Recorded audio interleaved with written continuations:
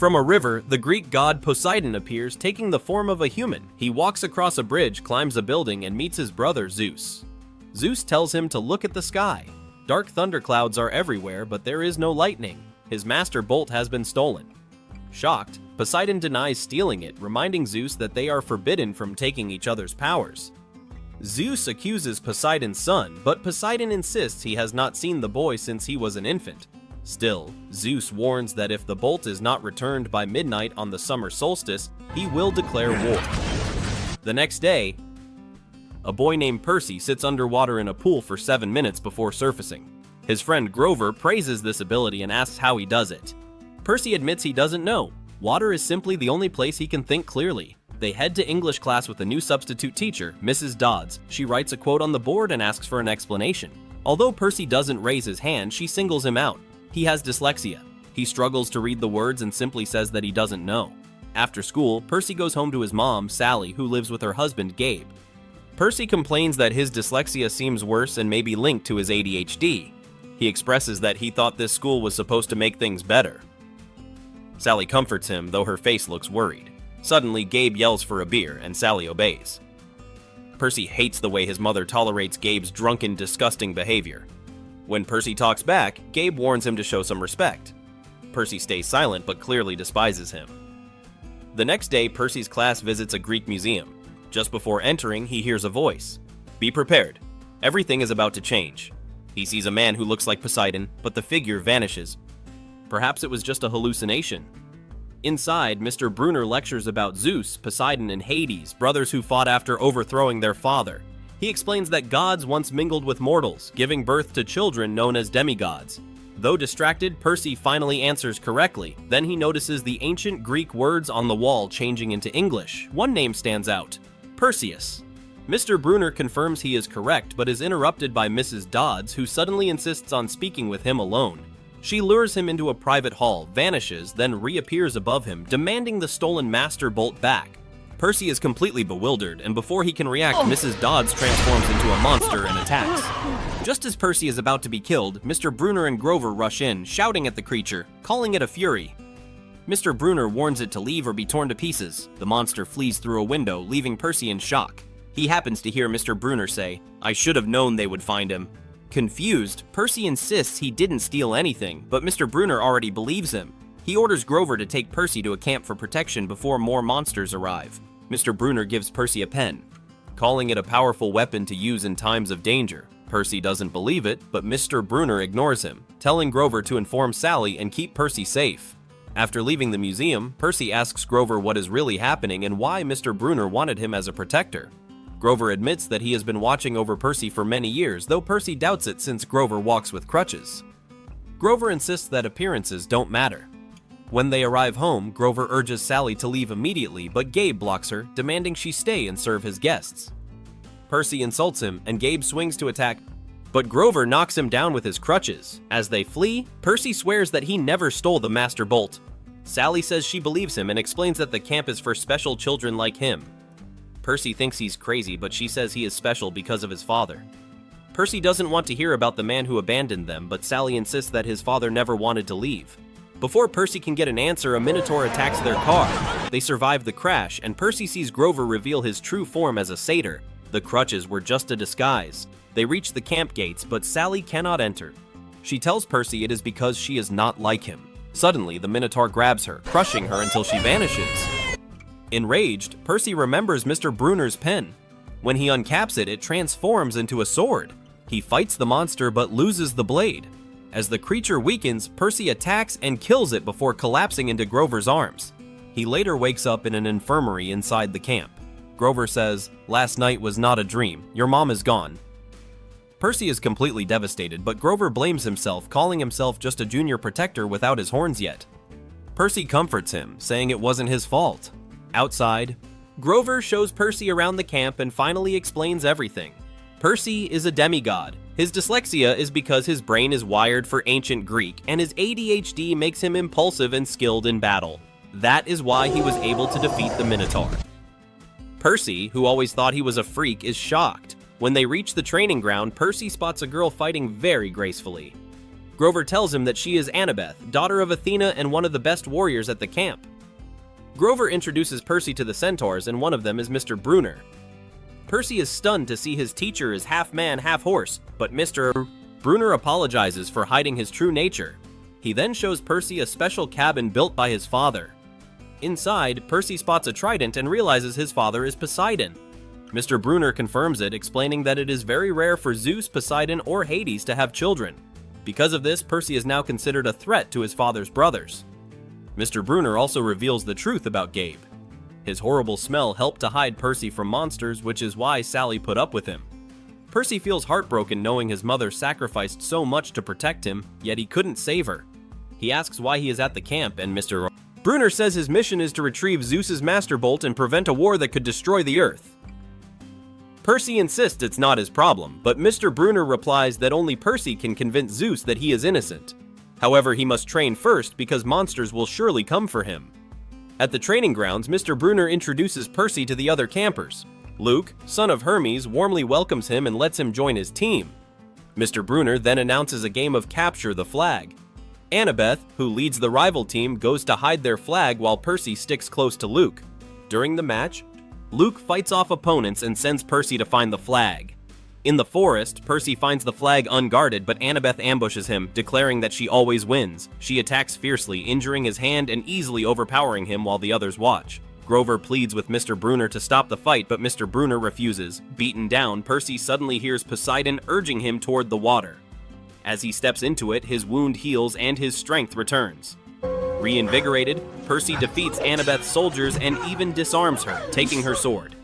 Instead of attacking her, he captures the flag, securing the victory for his team. The campers cheer, astonished by what they have just witnessed, Percy's true power. That night, as the campers celebrate their victory, Annabeth teases Percy, asking if he feels like a hero. He denies it, but she jokes that he will probably become arrogant soon.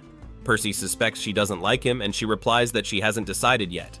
Suddenly, Hades appears in the campfire. Demanding to see Percy, he starts burning the grounds when no one answers. He threatens that if Percy wants to see his mother again, he must return the Master Bolt. Shocked, Percy confronts him. Hades reveals Sally is not dead, only captured, and shows Percy her image. He promises to free her if Percy brings the bolt to him. After Hades vanishes, Percy insists on leaving immediately. Mr. Brunner warns him that there is nothing to negotiate with since Percy did not steal the bolt, but Percy cannot abandon his mother. That night, he tries to sneak away, but Grover catches him, insisting on coming along as a protector. Annabeth also appears, demanding to join. Her combat experience is essential. Percy reluctantly agrees. Unsure how to get to Hades, Annabeth suggests asking Luke since Hermes is known for entering and leaving the underworld. Luke admits he has never met his father, calling the god selfish, but says he once found a pair of magical flying shoes and a map in Hermes' house. The map points to 3 pearls belonging to Persephone, Hades' wife, which allow one to escape the underworld. He explains that they must step on a pearl and envision where they want to go. Before they leave, Luke gives Percy a shield. Their first stop is an abandoned restaurant filled with statues. Annabeth notices a fountain with golden drachma coins and gives Percy a few. They split up to search for the first pearl. A mysterious woman begs Annabeth for help and pulls her away. Meanwhile, Grover discovers a statue of his late uncle that looks disturbingly real. He suddenly realizes this is Medusa's lair. Panicked, he runs to warn Percy and look for Annabeth. As Annabeth and the elderly woman try to escape the restaurant, they run right into Medusa. She welcomes the daughter of Athena, saying she feels lonely with only statues for company. When Annabeth asks how she knows who she is, Medusa says she can sense it, admiring Annabeth's hair and recalling her own beauty before being cursed by Athena. Removing her scarf, Medusa reveals snakes instead of hair. Then she takes off her glasses and urges them to look at her. Annabeth quickly closes her eyes and warns the elderly woman to do the same, knowing that Medusa's gaze turns people to stone. But the elderly woman grows tired and glances instantly, becoming a statue while still clutching Annabeth's hand. As Medusa pressures Annabeth to open her eyes, Grover and Percy arrive. Since they cannot look directly at her, Percy suggests using the metal case of his phone to catch her reflection. Medusa senses another demigod nearby and realizes Percy is the son of Poseidon. Furious, she pushes over statues until one traps Percy. She grabs him, threatening to pry his eyes open with her snakes. At the last moment, Annabeth and Grover drive a truck into the lair, hitting Medusa. Enraged, she spots Percy's phone on the ground and catches her own reflection.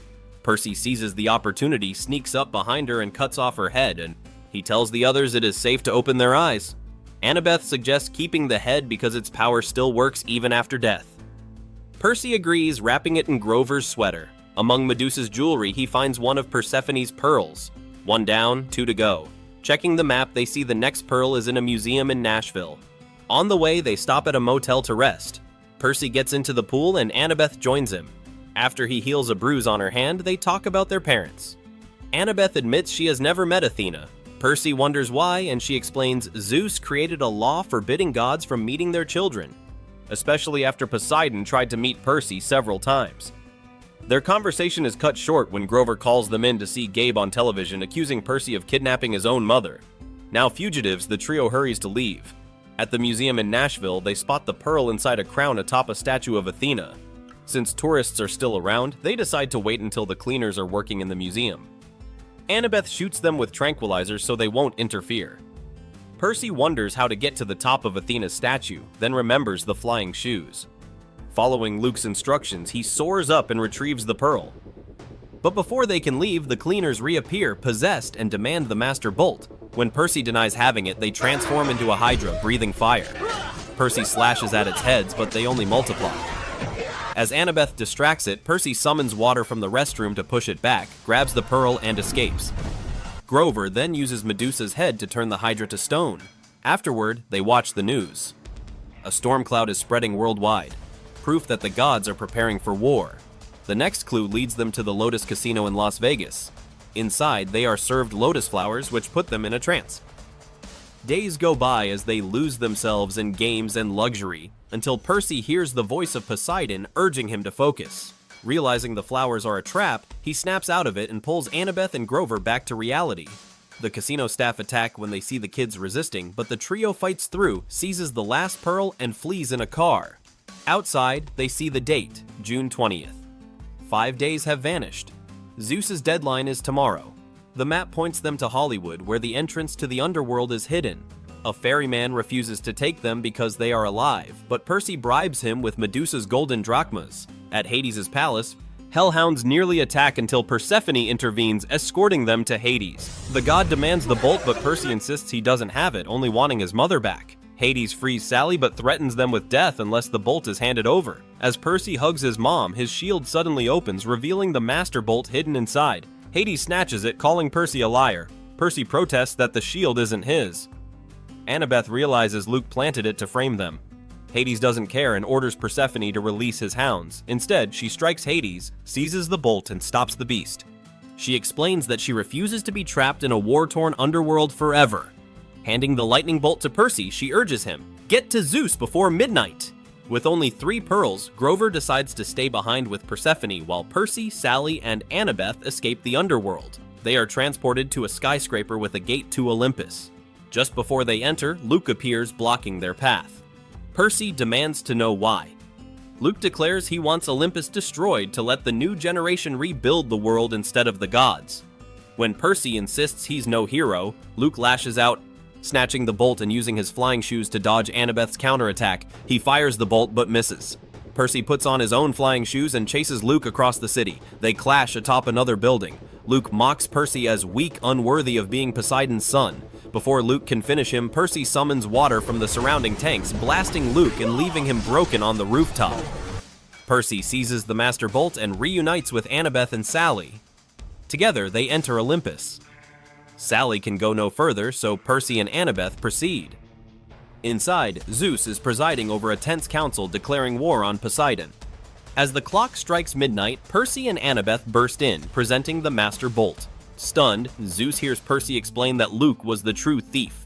Relieved, Zeus commends Percy and halts the war. At Percy's plea, he agrees to free Grover from the underworld. Poseidon then approaches Percy, apologizing for not being there. He explains that Zeus forced him to keep his distance, fearing his bond with humans. Poseidon admits he has always tried to guide his son from afar and promises he'll be there if Percy ever needs him. Father and son shake hands before Percy returns to camp with Sally. At the gate, Sally tells him she's glad he has found where he belongs. Percy smiles, happy she is free of Gabe, and promises to visit often. Back at camp, Grover proudly shows off his new horns. Mr. Brunner scolds Percy for sneaking away but calls him his favorite student and reminds him to always trust his instincts. As training resumes, Percy joins Annabeth ready for what comes next. Today's story ends here. Please subscribe to the channel so you don't miss new videos.